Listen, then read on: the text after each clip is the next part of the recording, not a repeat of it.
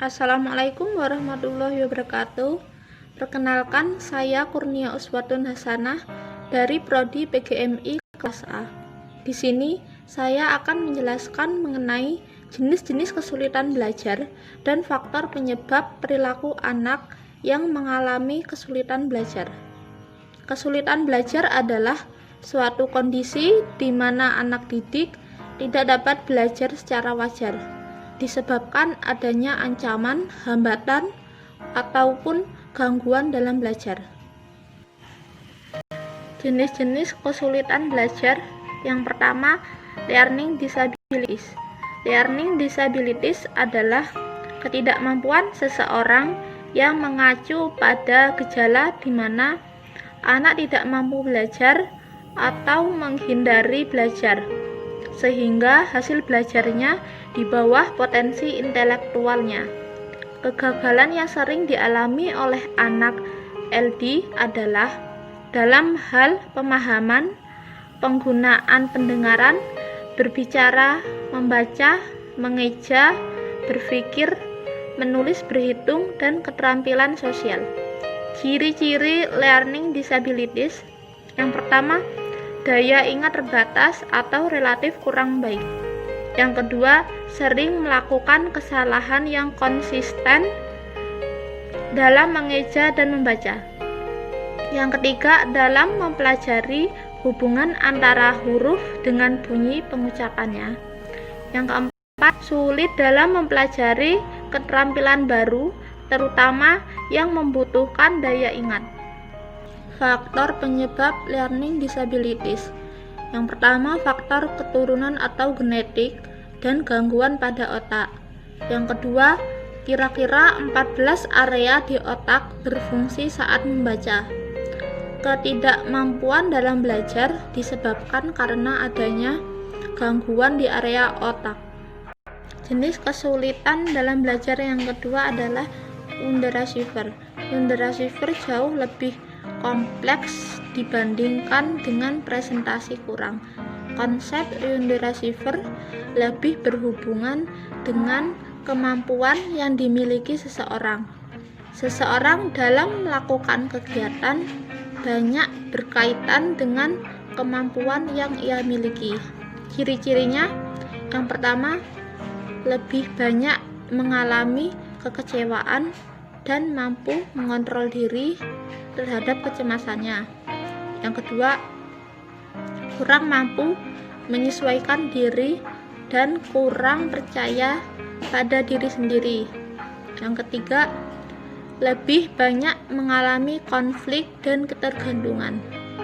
Faktor-faktor penyebab underachiever. Yang pertama, rendahnya dukungan orang tua. Kedua, kebiasaan belajar. Yang ketiga, lingkungan belajar. Jenis kesulitan belajar yang ketiga adalah slow learner. Slow learner adalah siswa yang lambat belajar, sehingga ia membutuhkan waktu yang lebih lama dibanding sekelompok siswa lain dan memiliki taraf potensi intelektual yang sama. Ciri-ciri slow learner.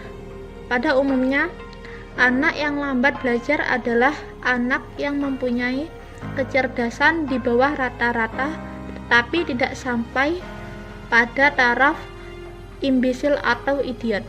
Gejala-gejala anak yang lambat belajar adalah yang pertama, perhatian dan konsentrasi singkat. 2. Reaksi lambat. 3. Belajar lambat dan mudah lupa. 4. Berpandangan sempit. Jenis kesulitan belajar yang keempat adalah learning disorder. Kekacauan belajar adalah keadaan di mana proses belajar seseorang terganggu akibat timbulnya respon yang bertentangan.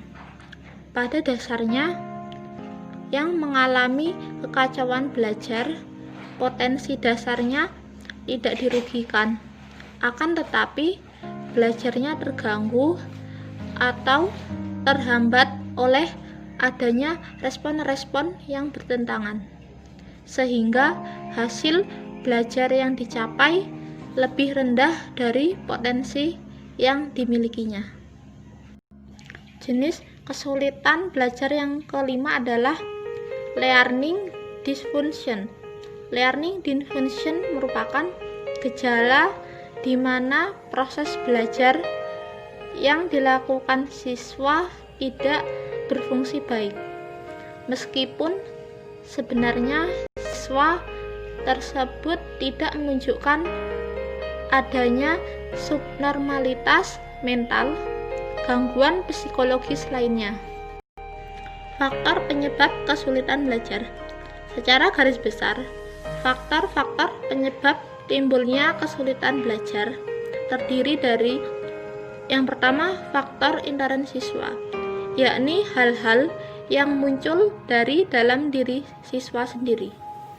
Faktor ini meliputi gangguan dan kekurangmampuan psikofisik siswa, yakni yang pertama yang bersifat kognitif atau ranah cipta, seperti rendahnya kapasitas intelektual atau intelijensi siswa.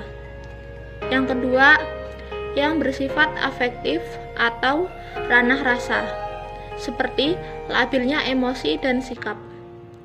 Yang ketiga, yang bersikap psikomotor atau ranah karsa, seperti terganggunya alat-alat indera penglihatan dan indera pendengaran, mata dan telinga. 2. Faktor ekstern siswa, yakni hal-hal yang datang dari luar diri siswa. Faktor ini meliputi semua situasi dan kondisi lingkungan sekitar yang tidak mendukung aktivitas belajar siswa. Faktor lingkungan tersebut meliputi A. Faktor keluarga, misalnya ketidakharmonisan hubungan antara ayah dan ibu dan rendahnya kehidupan ekonomi keluarga. B. Lingkungan perkampungan atau masyarakat, misalnya wilayah perkampungan kumuh dan teman sepermainan yang nakal. C. Lingkungan sekolah, misalnya kondisi dan letak gedung sekolah yang buruk seperti dekat pasar, kondisi guru dan alat-alat belajar yang berkualitas rendah. Selain faktor-faktor umum tersebut, terdapat faktor khusus yang dapat menimbulkan kesulitan belajar, yaitu sindrom psikologis berupa learning disability. Sindrom yang berarti satuan gejala yang muncul sebagai indikator adanya keabnormalan psikis yang menimbulkan kesulitan belajar, terdiri atas 1. Disleksia, yakni ketidakmampuan belajar membaca. 2. Disgrafia, yakni ketidakmampuan belajar menulis. 3. Diskalkulia, yakni ketidakmampuan belajar matematika. Demikian yang dapat saya sampaikan. Kurang lebih saya mohon maaf. Saya akhiri. Wassalamualaikum warahmatullahi wabarakatuh.